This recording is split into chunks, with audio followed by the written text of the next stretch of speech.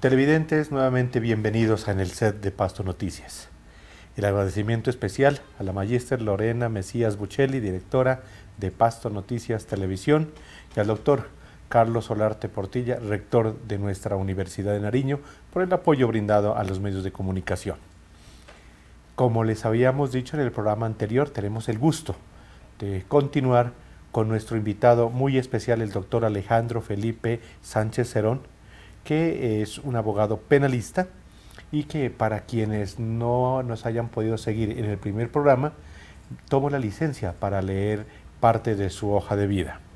El doctor Alejandro Felipe Sánchez Cerón es abogado de la Universidad de Nariño, especialista en instituciones jurídico-procesales de la Universidad Nacional de Colombia, especialista en Derecho Administrativo de la Universidad de Nariño, doctor en Derecho de la Universidad Externado de Colombia, tiene amplia experiencia en la Sala de Casación Penal de la Corte Suprema de Justicia, docente de posgrados en las universidades Santo Tomás, Santiago de Cali y Universidad Libre, autor de múltiples obras jurídicas, columnista de ámbito jurídico y litigante, es también fue asesor jurídico del Instituto Departamental de Salud de nuestro departamento de Nariño, trabajó en la ciudad capital del departamento de Putumayo, en la ciudad de Mocoa, y luego viajó pues a Bogotá, donde hace, digamos, su principal centro de acción como abogado penalista, abogado litigante. Entonces, reiteramos nuestro agradecimiento por estar aquí con nosotros al doctor Alejandro Felipe Sánchez Cerón, que, como habíamos dicho en nuestro primer programa, a mucho honor de la zona rural de Samaniego, Nariño, de la zona del Guayco. Entonces, le damos nuevamente la bienvenida. Gracias. Doctor Alejandro, y en esta segunda parte quisiera aprovechar cuáles son los retos para el derecho penal en Colombia, doctor. Que no haya derecho penal. Yo creo que ese es el reto mundial, es decir, ojalá los abogados penalistas fuéramos una generación en extinción, ojalá que o por lo no menos haya crimen, una excepcionalidad. que fuéramos excepcionales, que no hubiese juicios, que el tema penal no existiera. Creo que ese es el reto, ¿no? Es decir, que una sociedad cada día más civilizada no necesita abogados penalistas, así nos quedamos sin trabajo. Particularmente yo que vivo de esto. Por el momento tenemos mucho trabajo, lastimosamente. Claro, estamos atravesando un momento histórico en Colombia bastante difícil, ¿no? Creo que esta última mitad de siglo ha sido muy convulsionado en Colombia, no solamente por la violencia y el desplazamiento y todas las cosas que trae la violencia, tanto en el campo como en la ciudad, sino por la concepción también de lo que es el delito y la concepción de lo que es el respeto por lo público, por lo privado y la alta formación moral. Yo creo que es una etapa de transición, Dios mediante, así sea, y esta sociedad aprenda de la crisis y se supere, ¿no? Y volvamos al nicho de la civilización coherente y racional y evitemos más los conflictos y evitemos más los abogados. Dios mediante, así sea, ¿no? En los últimos años se ha cambiado en Colombia el sistema penal acusatorio, ¿no? ¿Cómo ha visto usted ese cambio? Favorable para los nuevos abogados. Los nuevos abogados tenemos la oportunidad de tener espacio en este sistema penal acusatorio. ¿Por qué lo digo? Hay firmas de abogados muy poderosas en el país, a nivel penal existen, pero frente al sistema acusatorio nos da una oportunidad. El sistema acusatorio requiere a veces demasiada presencialidad y aplaude o agradece un cliente en el sistema penal acusatorio que tú estés con él en sus diferentes audiencias, desde que arranca el proceso hasta que tiene que ir a juicio. Y eso ha abierto un espacio a los nuevos abogados que se dedican en el tema penal. Antes, cuando tenías el sistema escrito, el abogado tenía la posibilidad de firmar 1000 memoriales, tenía 1000 clientes, firmaba 1000 memoriales. Ahora muchos clientes te exigen que tú vayas a las audiencias y que tú vayas con él y te sientes con él. Y no admite que vaya tu abogado junior o que vaya otro abogado de la firma, ¿no? Él te dice, no, yo voy a pagar por esto, pero necesito que tú me acompañes a las audiencias. Y eso te abre un espacio a ti que antes no podías. Antes los grandes maestros firmaban 1000 casos distintos y vigilaban 1000 expedientes porque era escrito. La presencialidad del sistema acusatorio no te permite eso. Y en ese punto quisiera tocar el otro tema, la ética del abogado litigante, por lo siguiente. En el árbol popular a veces se dice que cuando el abogado gana, compró al juez. Cuando el abogado pierde, se vendió al otro abogado o al otro cliente, ¿no es cierto? Y bueno, y múltiples cosas como decíamos, de pronto se compró al juez, se compró al fiscal, es decir, hay muchísimo imaginario frente a los resultados de los procesos y de los juicios.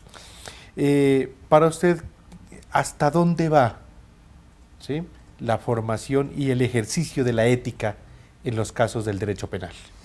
Bueno, lo importante es cumplir unas directrices éticas que son enseñadas desde la facultad. El ABC al respecto no se transgrede. Lo que no se debe hacer es confundir o delimitar o mezclar los problemas éticos del cliente con la ética del abogado. Es decir, por naturaleza el abogado cumple una función social y es la defensa de las garantías y los derechos de una persona, de un ciudadano. Así como el médico también cumple una función social, atiende al paciente sin importar qué tipo de paciente sea, no le pregunta, bueno, ¿usted qué hace en su vida? ¿Cuántos hijos tiene? ¿Usted es corrupto? ¿Es violador? Es decir, nunca se mezclan los dos roles. Desde que el abogado sepa diferenciar esos dos escenarios, el escenario en el que él ejerce su función profesional y el otro es el cliente, y la sociedad tampoco lo satanice por a quién está defendiendo, y en ese ejercicio profesional no se rompan las reglas éticas, entonces el ejercicio profesional es sano y ayuda a la democracia. Yo siempre digo lo siguiente a mis estudiantes, y me lo enseñó un gran maestro, mire, en el tema más aberrante, más horripilante, sí, el abogado, si se comporta con ética, es un buen abogado. Pero si un abogado tiene que defender una inasistencia alimentaria y le inventa deudas al cliente para que no pague un peso, ese abogado en ese casito tan chiquito no tiene ética.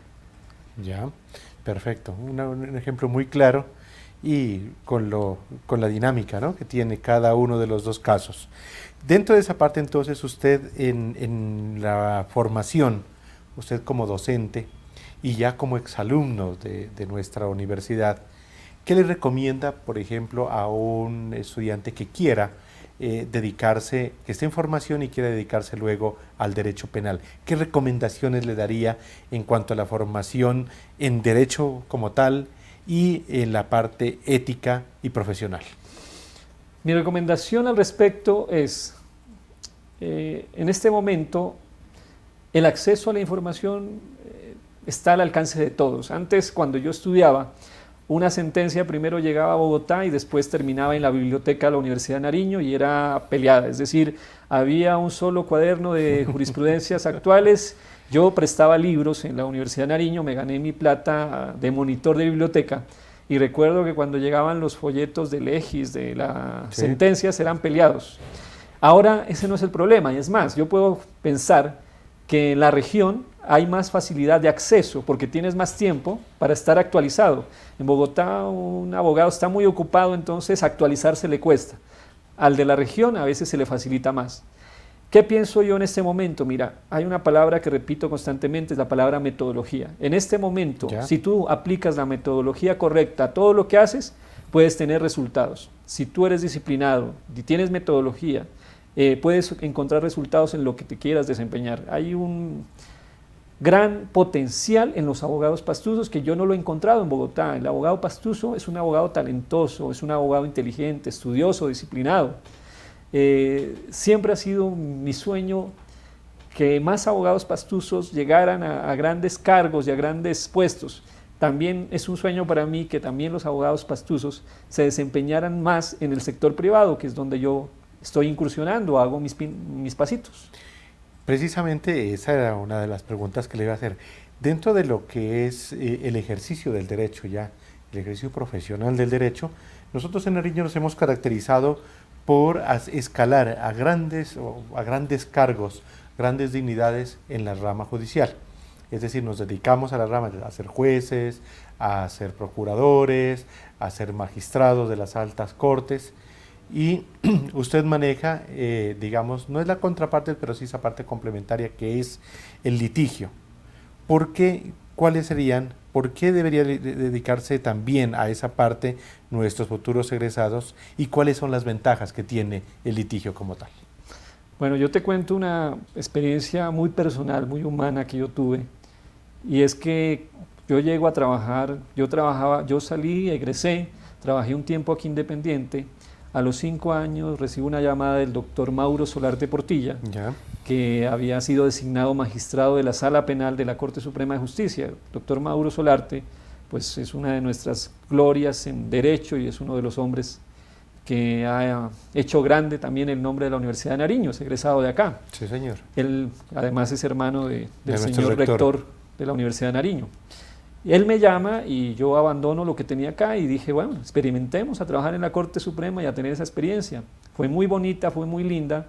Aprovecho y hago mi doctorado en el externado, estaba muy contento, participo en un concurso de méritos para ser juez, lo gano, saco uno de los puntajes más altos, como 991 sobre 1000, hago todo el concurso, un año entero yendo los fines de semana, a los puentes, a entrenarme allá para el cargo.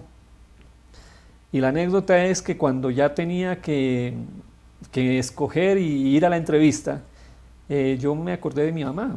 Mi mamá siempre fue independiente y vendía café, frutas y sostuvo como a 7, 8 hermanos haciendo eso. Y me gustaba siempre lo que hacía, ¿no? Me gustaba que era comerciante, sí. Me gustaba que compraba, que vendía, que se rebuscaba y nunca tuvo un empleo, nunca tuvo un cargo. Y yo miraba allá en Bogotá, miraba las firmas y los abogados muy buenos y yo decía, hombre, ¿yo por qué no puedo ser independiente? ¿Yo por qué tengo que seguir? Es muy respetable y lo valoro mucho, la carrera judicial, pero yo tenía como esa sensación de intentar hacer otra cosa, de intentar empezar de cero.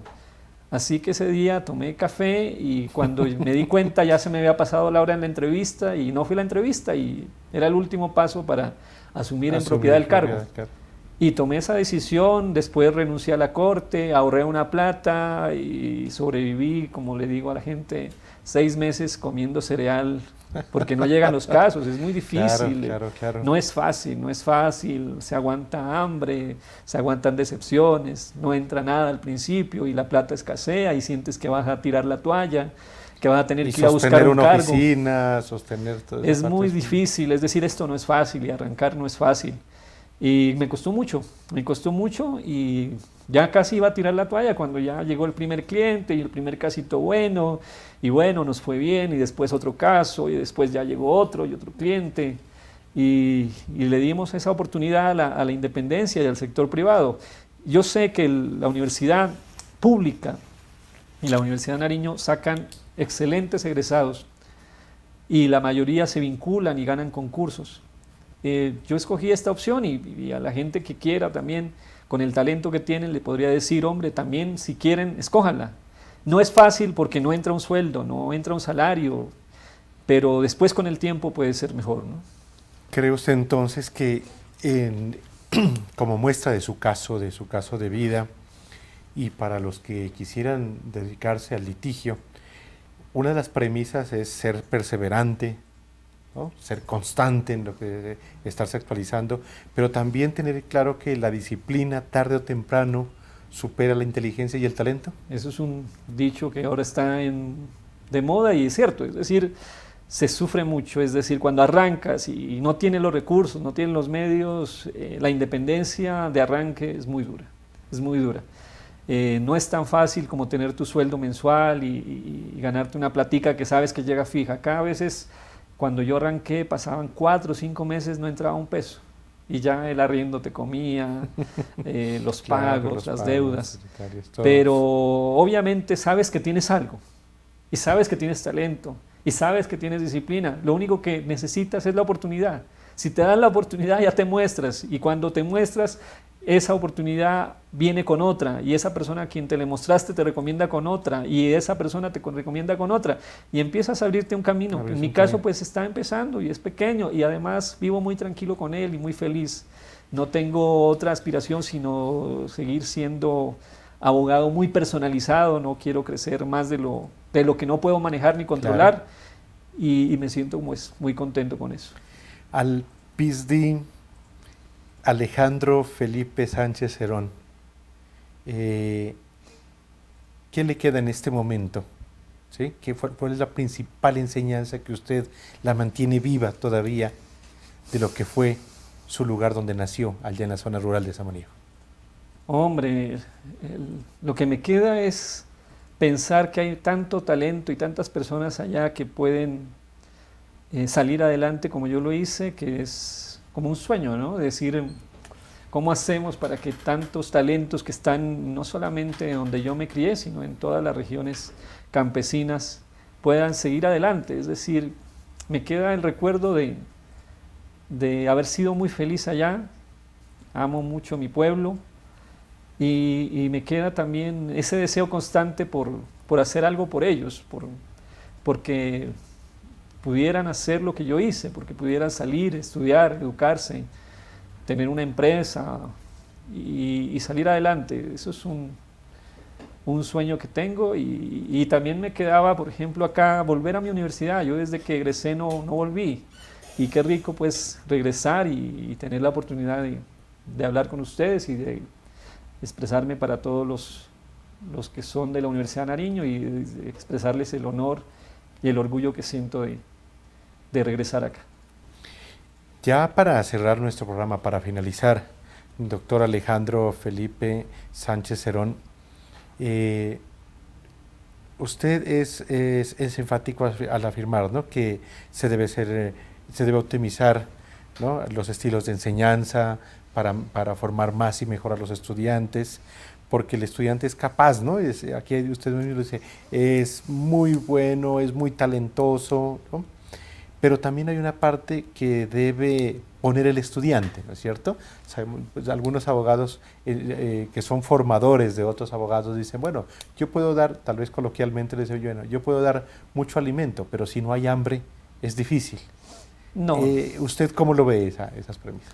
Hombre, mira, yo desde el punto de vista académico sí soy crítico en muchos modelos de educación que creo que deben superarse. Para mí en derecho, por ejemplo, somos muy amantes de la parte teórica, y a veces nos falta mucho el manejo del dato y la metodología. ¿A qué me refiero? Es decir, tenemos muchos talento y está ahí, pero a veces ese talento siente que sale y todo lo que miró allá no sirve para el mundo profesional. No necesariamente es así. De pronto es que la línea teórica no tiene por qué servir para la línea profesional. Es decir, no es que sea un error, es que puede que sea así. Pero sí es importante que te den algunas bases fuertes en lo que es metodología y datos. Y me refiero a todo. En derecho penal, por ejemplo, la metodología es fundamental. Un abogado que no sepa diseñar, un abogado penalista que no sepa trabajar con un programa metodológico, que no sepa hablar con datos, que no sepa técnica de investigación, que no sepa técnicas de interrogatorio, contrainterrogatorio, que no mire y aprenda a partir de sí mismo y de los otros, de audiencias, de videos. Entonces se queda un poco perdido. A veces nuestras universidades nos asimilan demasiado en el enfoque teórico y el enfoque del dato, es decir, de bases, de números, de estadística, y el enfoque en la metodología se pierde. Resulta que ahora, tú también decías una frase muy importante, y es, tarde o temprano la disciplina le gana la batalla al talento y a la inteligencia. La metodología también, tarde o temprano, le gana la batalla al talento. En este mundo no necesita ser exitoso ni talentoso, necesita ser organizado, disciplinado y tener una metodología. Y a veces esos elementos, sobre todo el elemento de la metodología, que deberían ser bases básicas de la formación académica, se está dejando a un lado.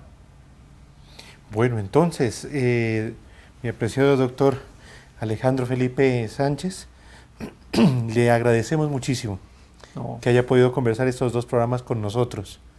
Para nosotros es fundamental. Sabemos que la comunidad apreciará muchísimo estos aportes que usted nos ha dado desde el punto de vista de los delitos contra la administración pública y el régimen electoral. Mirará también con otros ojos a los candidatos, mirará con otros ojos también la administración pública. y los estudiantes de Derecho tendrán un referente más, una figura más también para considerar, para admirar, para seguir, para tenerla como ejemplo, para también diversificar su función profesional, su función laboral. Me queda el honor, el orgullo de haberlo tenido aquí, doctor Alejandro Felipe Sánchez Cerón. Me doy el lujo de volver a hacer énfasis en el Cerón porque su madre lo ha formado, lo ha sacado adelante y eso es muy digno de reconocer, y más aún en la zona del Guayco, donde se pasa grandes dificultades, grandes situaciones, pero también donde hay gente valiente que sale adelante. El agradecimiento, las felicitaciones a usted por sus logros y un último mensaje para los estudiantes de Derecho de nuestra Universidad de Nariño. No, primero que todo, gracias por la invitación. No saben la nostalgia y la alegría tan inmensa que siento de volver a esta casa. Y a los estudiantes de Derecho de la Universidad de Nariño, tal vez no, quiero insistir en lo talentoso, en el talento que hay en la universidad, en lo importante que es que aprovechen ese talento y lo exploten al máximo, que tienen un potencial inmenso, que ya quisiera yo, siempre digo, hombre, que en mi firma estuvieran 3 o 4 abogados de la Universidad de Nariño. Apenas logré enganchar uno este año para que trabajara en mi firma. Ojalá fueran más, porque el talento que existe es inigualable. Y a ellos decirles que hombre, para adelante, porque gracias a Dios estamos para cosas muy importantes. Muchísimas gracias nuevamente, doctor Alejandro Felipe Sánchez Cerón. Y a ustedes, televidentes, muchas gracias por seguirnos cada semana. La próxima estaremos aquí nuevamente con un tema muy interesante y con invitados que superan siempre nuestro interés, que superan siempre nuestras expectativas. Como siempre, el agradecimiento a la magíster Lorena Mesías Buccelli, directora de ENELCET y de Pasto Noticias Televisión, como también el agradecimiento al doctor Carlos Solarte Portilla, rector de nuestra Universidad de Nariño. Muchas gracias, muy amables.